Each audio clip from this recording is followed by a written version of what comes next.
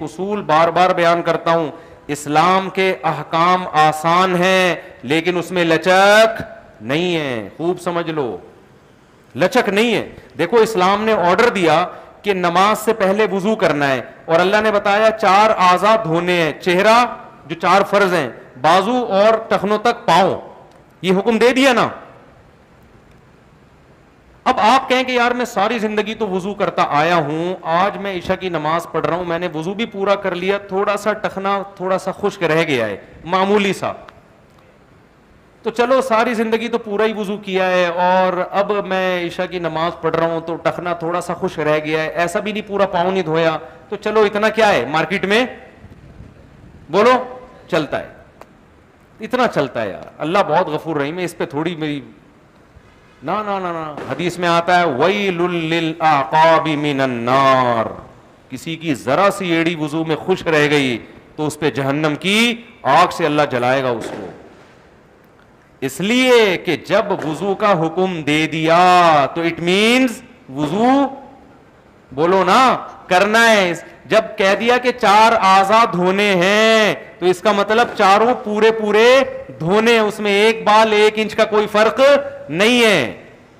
میں سمجھا پا رہا ہوں اپنی بات کہ نہیں سمجھا پا رہا؟ وہ کرنا پڑے گا آپ کو. اگر وضو کا پانی نہیں ہے چند شرطوں کے ساتھ تو شریعت کیا کہتی ہے؟ مٹی پہ ہاتھ مارو تیمم کی نیت سے، 1 دفعہ منہ پہ اور 1 دفعہ بازوؤں پہ. آپ پہ غسل فرض ہے نا، احتلام ہو گیا، نائٹ فال ہو گیا، گندگی میں لتڑے ہوئے ہیں، پانی نہیں ہے دھونے کے لیے، اسلام کہتا ہے غسل کی نیت سے آپ نے کیا کرنا ہے؟ 1 دفعہ ایسے ہاتھ مارنا ہے یوں، اور 1 دفعہ ایسے ہاتھ مارنا ہے، بولو ایسے کیا غسل کی نیت سے. اب آپ نماز پڑھ بھی سکتے ہیں اور پڑھا بھی سکتے ہیں. آپ نے کہا یار آپ یہ تیمم بھول گئے، یا 1 دفعہ یوں کیا آپ نے، یہ والا بھول گئے آپ اور نماز پڑھ لی آپ نے. اب آپ کہہ رہے ہو یار ویسے بھی پانی تو ویسے ہی نہیں ہے، یہ 1 دفعہ یوں مارنا بھول گیا تو کیا ہو گیا اس سے ہوتا کیا ہے؟ یہ آپ بتاؤ، یہ ہاتھ یہاں پھیرنے سے کیا آئیں گے؟ جراثیم مر جاتے ہیں یہاں پہ، یا یہاں کوئی الگ سے نور کی شعائیں کرنیں آنا شروع ہو جاتی ہیں، یا فرشتے یہاں آرام کرنے آ جاتے ہیں؟ مٹی ہی تو ہے نا، یوں کرنا ہے ہاتھ، اور پتھر پہ تو مٹی بھی نہیں ہوتی. بعض دفعہ تیمم ایسا ہوتا ہے کہ مٹی لگ بھی نہیں رہی ہوتی ہاتھ، تو صرف اتنا سر رہ گیا تو کیا ہو گیا؟ کوئی اسکالر اجازت دے گا کہ یار نماز آپ کی ہو گئی؟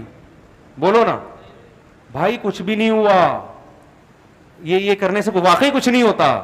لیکن جب اسلام نے کہہ دیا تو اب بہت کچھ بولو ہوگا. اس سے میں یہ فلسفہ سمجھانا چاہ رہا ہوں کہ اسلام کے احکام آسان ہیں. آسان کا مطلب کیا ہے؟ اللہ یہ بھی کہہ سکتے تھے ہر نماز میں نہا کے آؤ، مشکل ہو جاتی نا. اللہ یہ بھی کہہ سکتے تھے بازو کہاں تک دھو،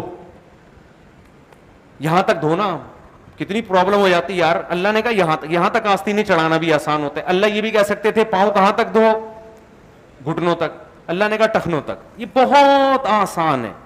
پھر اللہ یہ بھی کہہ سکتے تھے پانی نہیں ہے تو بھی پانی ہی سے وضو کرنا پڑے گا. کتنی ٹینشن ہوتی جنگلوں میں ٹرینوں میں یار، آدمی کیا کرے، ایک مصیبت میں آ جاتا.